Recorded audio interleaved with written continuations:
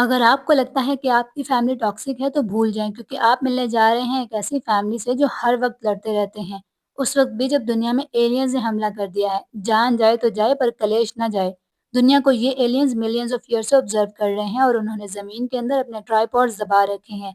वो टेक्नोलॉजी में इंसानों से बहुत आगे हैं और उन्हें इंसान हर हाल में पसंद है, कटे हुए, भुने हुए और कच्चे भी। वो इतने एडवांस हैं कि उन्होंने अपने प्लैनेट से माइक्रो ऑर्गेनिज़म्स को भी ख़त्म कर दिया है ताकि उन्हें कोई बीमारी ना हो और उन पर एवोल्यूशन भी रुक चुका है।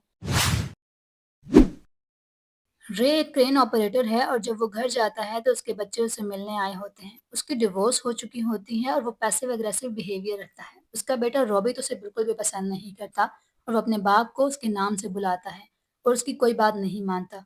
उसके फ्रिज में बच्चों के खाने के लिए कुछ भी नहीं होता। उसकी एक्स वाइफ बच्चों को उनके रूम में छोड़ती है। वो रे को उनका ख्याल रखने का कहती है और चली जाती है। वो अपने बेटे को बेसबॉल ग्लव देता है ताकि वो कैच कैच खेल सके। यहाँ फिर से बाप बेटे की लड़ाई हो जाती है और एक दूसरे को गाली पे गाली देने के बाद रे गुस्से में बॉल फेंकता है जिससे खिड़की का शीशा टूट जाता है।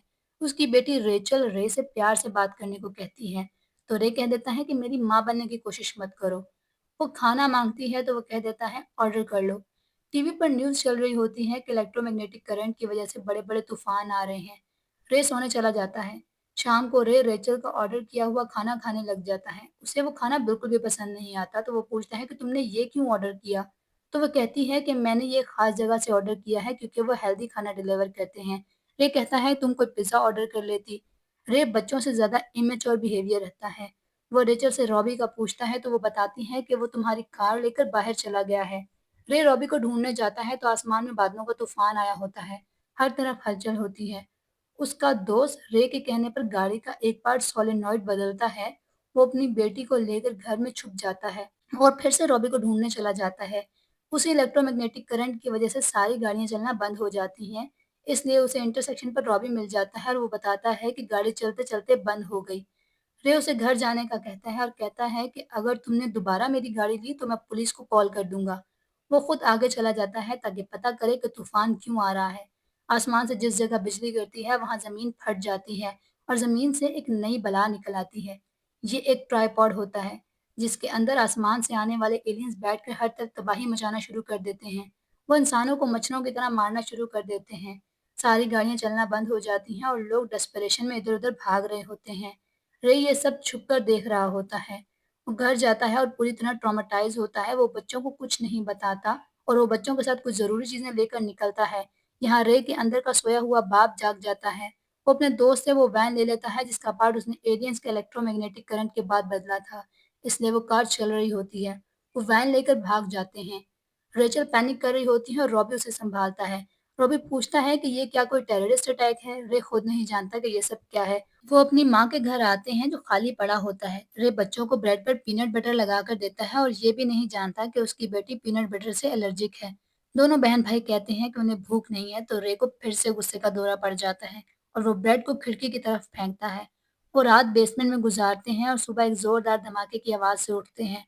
पूरा घर और हर चीज तबाह हो चुकी होती है। वहाँ एक न्यूज़ रिपोर्टर होती है जो रे को बताती है कि ये हर तरफ है। वो रे को अपने साथ आने का कहती है लेकिन रे को अपने बच्चों के साथ रहना है इसलिए वो अपने क्रू के साथ चली जाती है। रे अपने बच्चों को लेकर वहाँ से निकलता है। वो अपनी नानी के घर बॉस्टन जा रहे हैं जहाँ उनकी माँ है। रास्ते में रेचल कहती है कि उसे वॉशरूम जाना है। वो एक लेक के पास अपना काम करने आती है तो यहाँ बहुत सारी डेड बॉडीज होती हैं। रे उसे यहाँ से उठाकर वापस ले जाता है। जब वो उसे लेकर वापस आता है तो रॉबी को हीरोपंती सूझ रही होती है। वहाँ मिलिट्री की गाड़ियाँ गुजर रही होती हैं और वो मिलिट्री को जॉइन करना चाहता है। रे उसे बहुत मुश्किल से अपने साथ लेकर जाता है। गाड़ी चलाते हुए वो एक क्राउड में फंस जाते हैं। कोई गाड़ी नहीं चल रही और भागने का रास्ता सिर्फ गाड़ी ही होती है। इससे लोग उसकी गाड़ी पर चढ़कर उससे गाड़ी छीन लेते हैं। यहाँ इंसान अपनी हरकतों से साबित कर देते हैं कि वो एलियन से ज़्यादा बुरे हैं। वो डेस्परेशन में गिरी हुई हरकतें करना शुरू कर देते हैं। वो लोगों के साथ चलते-चलते एक शिप में जा रहे होते हैं कि यहाँ परिंदे उड़कर एक ट्राइपॉड की तरफ जा रहे होते हैं। ये थोड़ा अजीब था कि ट्राइपॉड की प्रोटेक्टिव शील्ड की वजह से उस पर कोई भी वेपन असर नहीं करता और कोई परिंदा उन पर नहीं बैठ सकता। इसे मैं आगे चलकर एक्सप्लेन करूँगी कि ऐसा क्यों हुआ। वो फिर से लोगों को भूनना शुरू कर देते हैं। वो शिप में चढ़ जाते हैं। शिप फुली लोड हो चुकी होती है और लोग उसके साथ लटक रहे होते हैं। रॉबी की हीरोपंती फिर जाग जाती है और वो यहाँ लटके हुए लोगों की शिप के अंदर आने में हेल्प करता है। रे उसे देखकर प्राउड फील करता है। शिप अभी चलती ही है कि पानी के अंदर से निकल आया ये जीनी बाबा। वो शिप को उल्टा कर देता है। रे अपने बच्चों को लेकर यहाँ से बच निकलता है। रॉबी की हीरोपंती जाने का नाम नहीं लेती और वो फिर आर्मी की तरफ भागता है। बाप बेटे को रोकने की बहुत कोशिश करता है लेकिन वो आर्मी के साथ मिलकर एलियंस को मारना चाहता है। रे समझ जाता है कि ये एक सीरियस केस है और इस पागल का कोई इलाज नहीं और वो उसे जाने देता है। वो रेचल को पकड़कर वहाँ से भाग रहा होता है कि वो एक आदमी के साथ एक बेसमेंट में चले जाते हैं। इस आदमी का नाम हार्लन होता है, जो अपनी बेसमेंट में उन्हें जगह देता है। उसकी पूरी फैमिली मर चुकी होती है और वो बुरी तरह मेंटली ट्रॉमेटाइज़ और सिक होता है। वो इस सारे हॉरर के बारे में बताता है जो उसने अपनी आँखों से देखा। रे अब बाप बनकर सोच रहा है। वो रेचल को सुलाता है। यहाँ फिर से ट्राइपॉड का एक बाजू इंसानों का शिकार ढूँढने आता है और वो सब यहाँ छुपना शुरू कर देते हैं। हार्लन उसे काटने लगता है लेकिन रे उसे रोक देता है। वो वापस चला जाता है। थोड़ी देर बाद वहाँ एलियंस आ जाते हैं। उनका साइज़ एवरेज होता है और वो फिर से यहाँ छुप रहे होते हैं। ये सुपीरियर बीइंग्स, इंसानों से ज़्यादा स्मार्ट एलियंस, यहाँ साइकिल के पहिए के साथ खेलकर चले जाते हैं। रे यहाँ लाल रंग की फीड देखता है। वो इंसानों के ब्लड से ज़मीन को फर्टिलाइज़ कर रहे होते हैं और ज़मीन का एनवायरनमेंट अपने लिए तैयार कर रहे होते हैं। रे हार्लन की आवाज़ें सुनता है। हार्लन यहाँ डिगिंग कर रहा होता है और साथ-साथ बोल रहा होता है। रे उसे खामोश रहने का कहता है लेकिन वो ट्रॉमाटाइज़्ड और मेंटली सिक है और वो चुप नहीं होता। ये सब उसके कंट्रोल में नहीं होता। रे समझ जाता है कि अगर वो चुप ना हुआ तो सब मारे जाएँगे। रे को बस रेचल की फ़िक्र होती है। वो रेचल की आँखों पर पट्टी बाँधता है और उसको पोएम पढ़ने का कहता है। रे अंदर जाकर हार्लन का मर्डर कर देता है। ये एक काफ़ी डिस्टर्बिंग सीन था। रात को जब वो सो रही होती हैं तो वहाँ ट्राइपॉड का बाजू उन्हें देख लेता है। रे इस बाजू को काट देता है और रेचल डरकर भागकर बाहर चली जाती है। यहाँ उसे एक ट्राइपॉड पकड़ लेता है। रे वहाँ आर्मी की एक गाड़ी से ग्रेनेड्स निकालता है और एक ग्रेनेड को ट्राइपॉड को मारता है। उसकी प्रोटेक्टिव शील्ड की वजह से उन ट्राइपॉड्स को कुछ नहीं होता, लेकिन वो रे को पकड़कर उसे पिंजरे में डाल देता है।